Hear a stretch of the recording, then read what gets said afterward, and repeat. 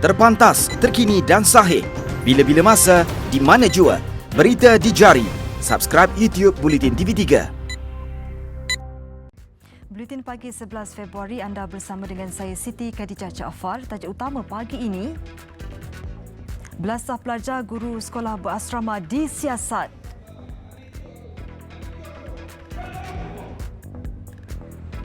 Juga 30 maut dalam serangan militer di Nigeria.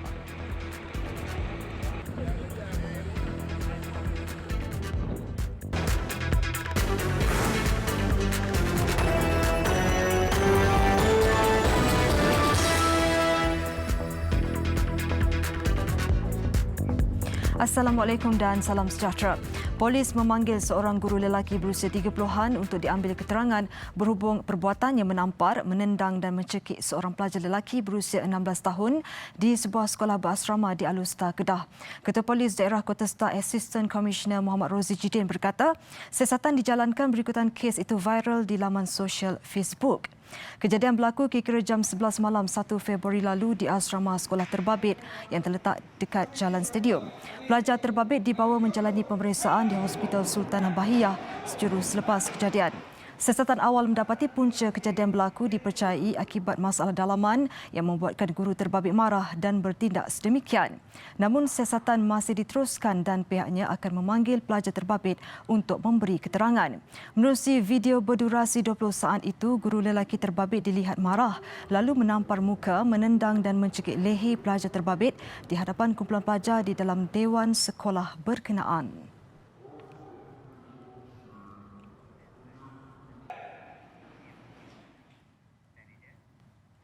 Di Sabah pula, Jabatan Pendidikan Negeri itu menyerahkan kepada polis untuk menyiasat kes buli membabitkan sekumpulan pelajar sekolah menengah baru-baru ini.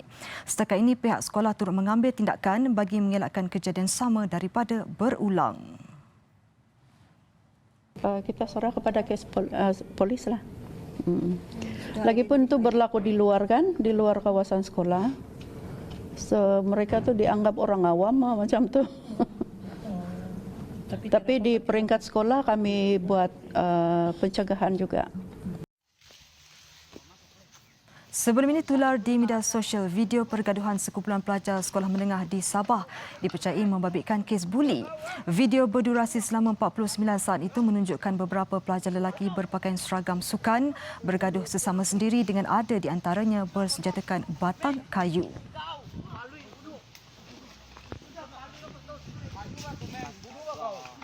Mati waktu budu anak orang. Sial, woi. Woi, Meng. Budu ka paluy oh. Oh, paluy. Meng. Woi, kayu tu, paluy. Dalam perkembangan lain, Jabatan Pendidikan Sabah dengan kerjasama Jabatan Kesihatan akan memperhebatkan kempen imunisasi polio dengan pemberian vaksin secara percuma di negeri berkenaan. Kempen berkenaan adalah usaha berterusan bagi membendung penularan jangkitan polio, terutamanya membabitkan murid sekolah. Sebab saya baru terima surat itu tadi. Dan kami akan bekerjasama dengan Kementerian Kesihatan lah. Apa-apa Kementerian Kesihatan bagi minta kerjasama kami akan beri kerjasama sepenuhnya.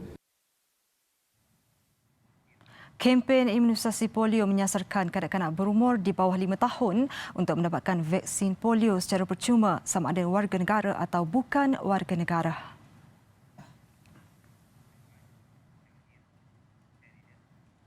Seterusnya, kerajaan akan mengumumkan segala maklumat terperinci termasuk kos sebenar projek Lebuh Raipan Borneo pada 20 Februari depan. Menteri Kerja Raya Barubian berkata keputusan untuk mengumumkannya dibuat setelah kementeriannya meneliti beberapa perubahan membabitkan projek berkenaan selepas proses pengambilalihan dilakukan. Selepas KKR akan mengambil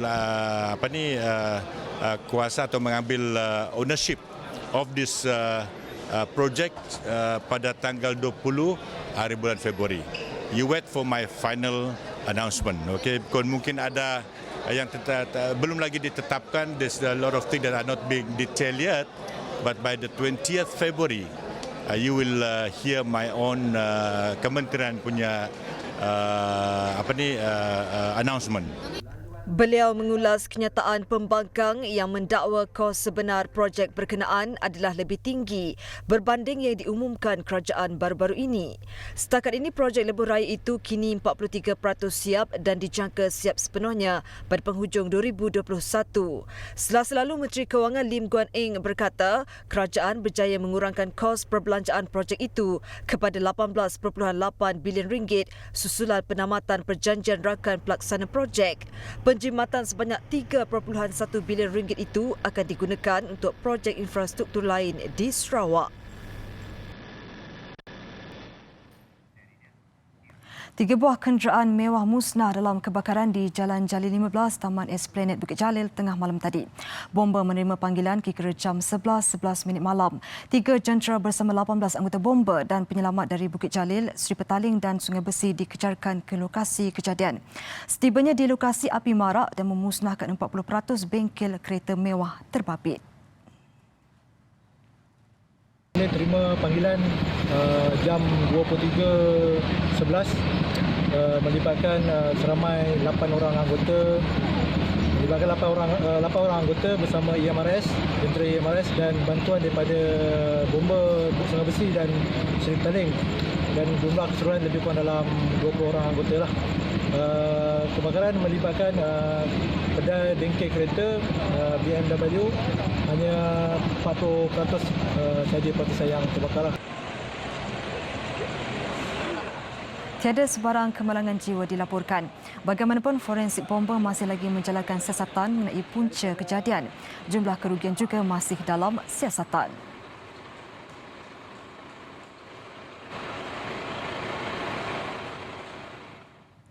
Saringan kesihatan di semua pintu masuk dari Singapura di Johor dipertingkatkan susulan peningkatan kes wabak novel coronavirus baru di Republik berkenaan. Jumlah mesin pengimbas haba dan peralatan saringan kesihatan juga ditambah sejak 2 minggu lalu. Exco Pendidikan, Kesihatan dan Sumber Manusia Johor, Aminun Huda Hassan berkata saringan kesihatan diperluas daripada pejalan kaki kepada pemandu dan penumpang teksi, kenderaan persendirian, kenderaan perdagangan serta penunggang motosikal yang berulang-alik dari Singapura.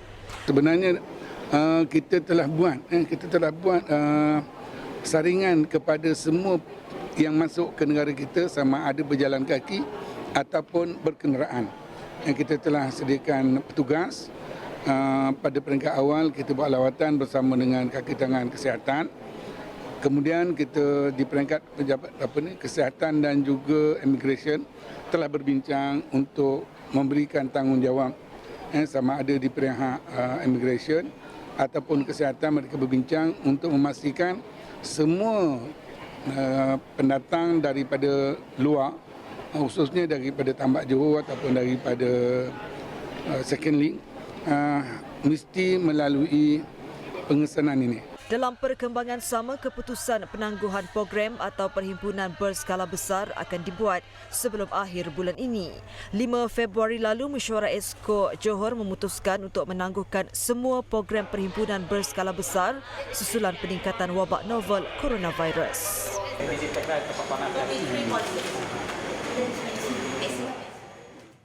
Dalam perkembangan lain, Kementerian Perdagangan Dalam Negeri dan Hal Ehwal Pengguna Melaka mengesan 3 premis menjual penutup hidung dan mulut serta cecair pembasmi kuman dengan harga tidak munasabah.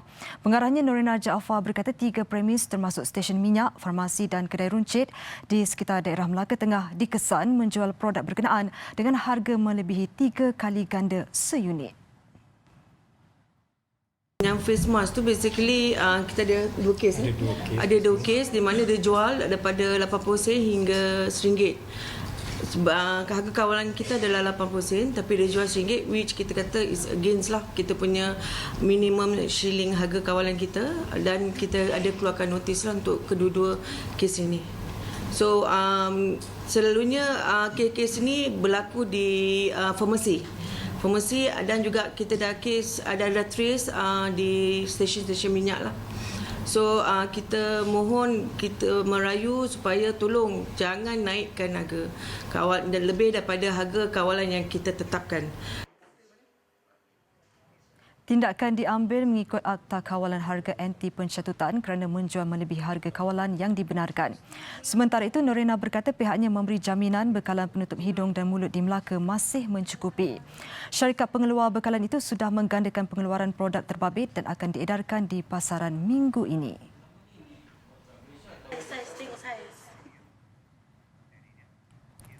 Sementara itu, kempen kesedaran bagi mencegah wabak coronavirus terus dipergiat di lokasi tumpuan umum seperti terminal bas. Di Kelantan, sebuah syarikat bas ekspres mengambil inisiatif mengagihkan penutup muka dan hidung secara percuma kepada hampir 3,000 penumpangnya.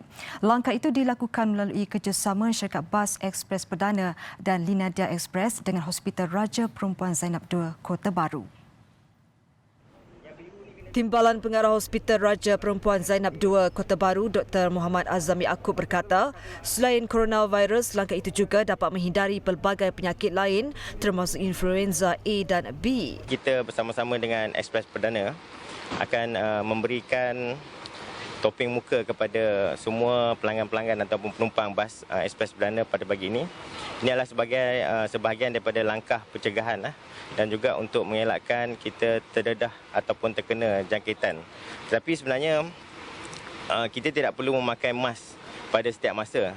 Tetapi apabila kita berada di kawasan yang berisiko seperti berada di tempat pasar-pasar ataupun pasar raya di mana ramai crowd yang berada di situ, kita digalakkan. Beliau terdahulu mengagihkan penutup muka dan hidung kepada penumpang dan kaki tangan bas berkenaan di Terminal Bas Ekspres Lembah Sirih. 300 penutup muka diedarkan kepada orang ramai di terminal bas berkenaan. Baguslah sebab dengan kadar cuaca dengan virus dengan gapo ada lah ni. Pada ni pernah ada cuba cari topeng setakat sebar virus ni saya tak pernah lagi ya. Dengan inisiatif Pak Hafiz ni. Dengan inisiatif ni baguslah bagi saya. Bagus. Amat bagus sekali lah. Jadi apa nak suruh bah-bah lain Pak? Boleh benar kalau bah-bah lain untuk menangani masalah ni lah. Semasa krisis virus, maka coronavirus ni lah. Lapangan terbang antarabangsa Kulim KXP dijangka memulakan operasinya menjelang Januari 2024. Majlis pecah tanah akan dilakukan pada November depan di kawasan tanah seluas 3,983 hektar yang digazetkan bagi tujuan kajian pembangunan projek Aerotropolis itu. Menurut Menteri Besar Kedah Datuk Seri Mukris Mahathir, kerajaan negeri juga sudah mengenal pasti jumlah hak milik yang terbabit dalam proses pengambilan tanah serta akan menggunakan Seksyen 4 Kanun Tanah Negara bagi menyekat sebarang bentuk transaksi. Ini satu perkara yang penting kerana kita tak maulah nanti nak menarik pelabur asing ataupun pelabur tempatan swasta yang datang kemudian terpaksa berhadapan dengan pelbagai kerumitan untuk membuat pengambilan tanah dan sebagainya. Jadi yang itu biarlah kerajaan yang buat melalui KXP Airport City. Tambah pula kita mendapat endorsement daripada Kerajaan Persekutuan untuk menyediakan sejumlah wang yang cukup untuk tujuan pengambilan tanah. Jadi ini sangat-sangat meringankan beban kita. Kemudian bila pihak swasta itu masuk nanti, barulah bayaran balik akan dibuat kepada Kerajaan Persekutuan di atas pendahuluan dana tersebut. Beliau terdahulu menyaksikan majlis menandatangani perjanjian KXP Airport City Holdings bagi melantik Aerotropolis Ingriniri APDI sebagai konsultan plan induk KXP Aerotropolis. Pelantikan APDI dibuat selepas saringan terhadap 28 buah syarikat yang mengemukakan kertas cadangan sejak 4 bulan lalu. KXP Airport City turut melantik 10 konsultan lain bagi tujuan kajian dan penilaian projek. Pemergian pelakon dan pelawak Abang Boci atau nama sebenar Syed Umar Mokhtar Syed Muhammad Rizwan. Begitu dirasai rakan artis dan orang yang mengenalinya. Sepanjang kehidupannya, Allahyarham disifatkan sangat pemurah dan baik hati serta menghormati orang yang lebih senior darinya. Jenazah Allahyarham selamat dikebumikan malam tadi di Tanah Perkuburan Islam Sungai Pusu, Batu Tujuh Gombak, Selangor. Sebelum itu, suasana hibah mengiringi jenazah yang turut dihadiri ribuan peminat, keluarga dan teman rapat di Masjid Gombak Utara. Allahyarham dikatakan demam sejak 2 hari lalu namun tidak mendapatkan rawatan di hospital. Dia cakap ni macam dia nak tambah anak saya seorang kan. Saya pun kami suka bercerita benda macam tu sebab Fad pun ramai anak, saya pun cerita macam tu ramai anak kan. Tapi itulah antara momen yang kami kongsikan bersama dan nak tambah anak lagi lah. Dan kita pun tak tahulah saat dia pergi tu dengan saya pegang anak dia tadi memang sangat-sangat sayu lah kan. Saya harap doa-doa dia kedua semua ni sampai lah. Saya kejutan tu sampai sekarang macam tak boleh terima lagi pun ada. Tapi kita faham Allah lebih sayang arwah. And sebab apa yang dia lakukan tu memang di luar daripada normal orang biasa. Sebab orang tak kenal abang, orang tak kenal siapa dia. Macam saya dah kenal macam adik-beradik, kita belakang pentas sama dan sebagainya. So terasa kehilangan dia. Dia cakap tolong datanglah kerana budak ni kanser tahap 4, nak jumpa dengan abang. Abang cakap okey, saya boleh datang. Tapi pada hari yang patut dia datang tu dia ada show. Kita tunda. Apabila kita tunda, kanak-kanak itu meninggal dunia. Tak sempat jumpa abang. Tapi abang punya kesungguhan untuk datang tapi tak diizinkan oleh Allah. Itu menunjukkan bahawa dia ni mempunyai hati yang mulia. Dan saya sangat terharu merasakan satu kehilangan yang besar. Walaupun saya bukan seorang pelawak, abang ni orang yang menghormati orang yang lebih tua pada dia, orang yang lebih senior. Walaupun saya bukan pelawak, dia minta nasihat dengan saya.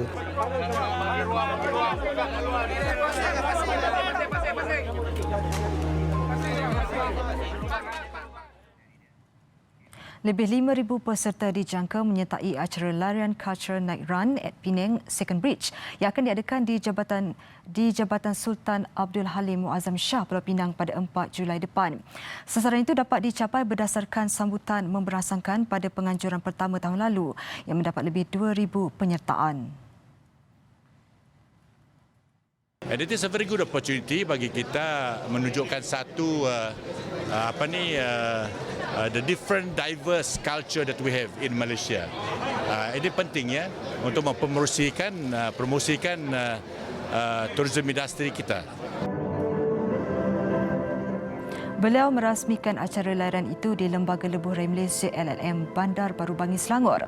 Menyasarkan peserta daripada pelbagai peringkat umur dalam dan juga luar negara, larian lengkap memakai pakaian tradisional itu dianjurkan LLM bersama dengan Koperasi Sedang Berhad dengan kerjasama Majlis Bandaraya Pulau Pinang.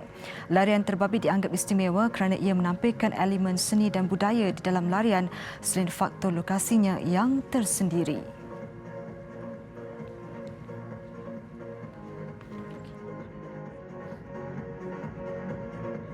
Besar impaknya. Selepas hasilnya, Pantas menampilkan prosiding ini secara dan keuangan maya. Berita di jari. Subscribe YouTube Bulletin TV3. Laporan luar negara. Sekurang-kurangnya 30 orang maut termasuk wanita dan kanak-kanak dalam satu serangan militan di timur laut Nigeria. Menurut pihak berkuasa, kejadian berlaku di Pekan Auno, Borno ketika kesemua mangsa berhenti rehat dan tidur di hentian lebuh raya dalam perjalanan menuju ke Maiduguri. Sebahagian mangsa disahkan rentung dipercayai dibakar sewaktu tidur di dalam kenderaan masing-masing oleh ahli kumpulan militan. Jurucakap kerajaan tempatan pula memaklumkan beberapa suspek militan tiba di lokasi kejadian bersama beberapa lori dengan muatan senjata sebelum membunuh dan membakar mangsa selain mencuri. Sejumlah 18 kenderaan musnah dalam kejadian akibat tindakan militan terbabit. Setakat ini pihak berkuasa masih belum dapat mengenal pasti sama ada serangan didalangi kumpulan Boko Haram atau militan yang berkait rapat dengan Daesh.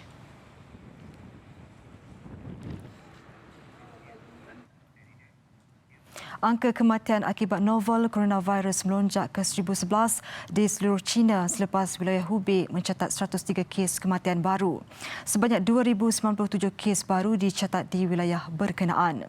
Menurut pihak berkuasa, masih ada sejumlah 16,687 kes yang disyaki.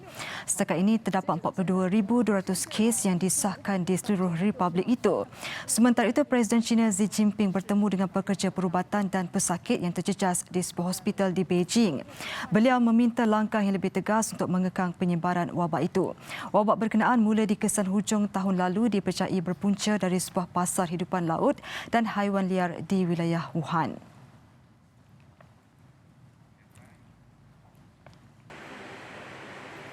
Singapura mengesahkan 2 lagi kes jangkitan novel coronavirus, menjadikan jumlah keseluruhan kes yang dilaporkan di republik itu meningkat kepada 45 kes. Menurut Kementerian Kesihatan Singapura, salah seorang mangsa adalah pekerja di sebuah organisasi yang ditugaskan untuk menguruskan sistem kuarantin terhadap 2 individu yang pulang dari Wuhan, China. Manakala seorang lagi adalah kanak-kanak perempuan berusia 2 tahun yang juga warga Singapura. Kanak-kanak perempuan terbabit dikatakan salah seorang yang dibawa pulang dari Wuhan pada 30 Januari lalu. Pada masa sama, seorang pesakit juga dilaporkan pulih dan dibenarkan pulang, menjadikan seramai 7 pesakit di Singapura kini pulih sepenuhnya. Sementara itu, 7 lagi mangsa jangkitan wabak berkenaan masih dikuarantin dan dilaporkan kritikal.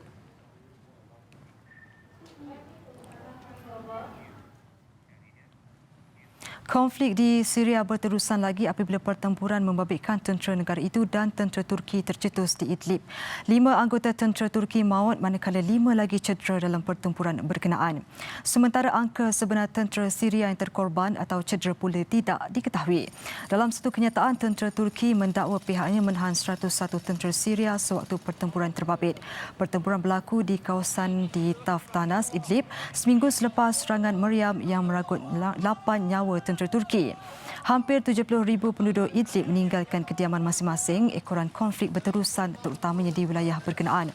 Dalam pertempuran terbaru itu, Presiden Turki Recep Tayyip Erdogan mendakwa Syria sengaja menyerang tenteranya di Idlib yang dihantar untuk tujuan keamanan setempat.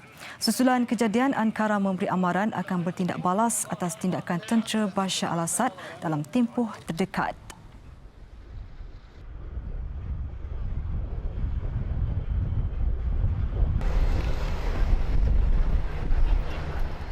Besar impaknya. Tular selepas hasilnya. Pantas menampilkan prosiding ini secara dalam keuangan maya. Berita di jari. Subscribe YouTube Bulletin TV3. Sukan.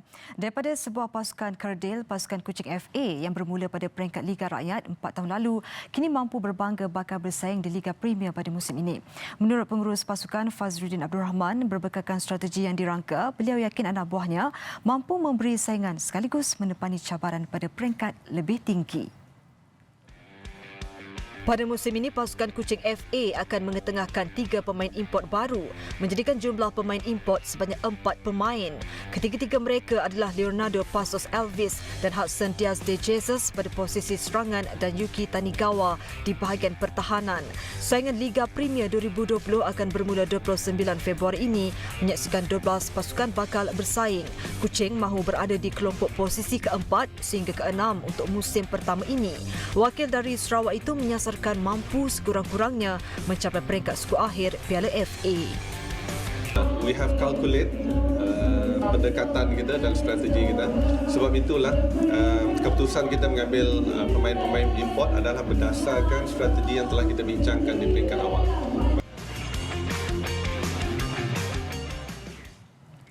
Saingan bola sepak 9 sebelah Piala Pertubuhan Kinabalu Bersatu Malaysia PKBM mendapat suntikan istimewa apabila Raja Muda Selangor merangkap Presiden Persatuan Bola Sepak Selangor Tengku Amir Shah Sultan Sharafuddin Idris Shah berkenan menyempurnakan majlis penutup yang menyaksikan trofi sulung dimenangi oleh pasukan PBFC. Raja Muda Selangor Tengku Amir Shah yang juga Presiden Persatuan Bola Sepak Negeri itu berkenan menyempurnakan acara penutupan aksi 9 sebelah Piala Pertubuhan Kinabalu Bersatu Malaysia PKBM di Stadium Panasonic.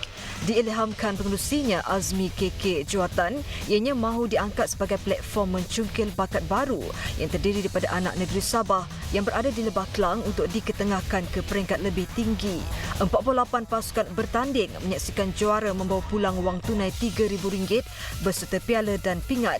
PBFC mengakhiri saingan sebagai juara, diikuti dengan naib johan disandang oleh DAGFC, manakala tempat ketiga pula milik Sri Kayan dan Pintas FC keempat. Sekian paparan Buletin Pagi. Terus ikuti media sosial dan platform digital Buletin TV3 untuk pelbagai perkembangan berita terkini. Saya Siti Khadijah Jaafar, salam hormat dan Assalamualaikum.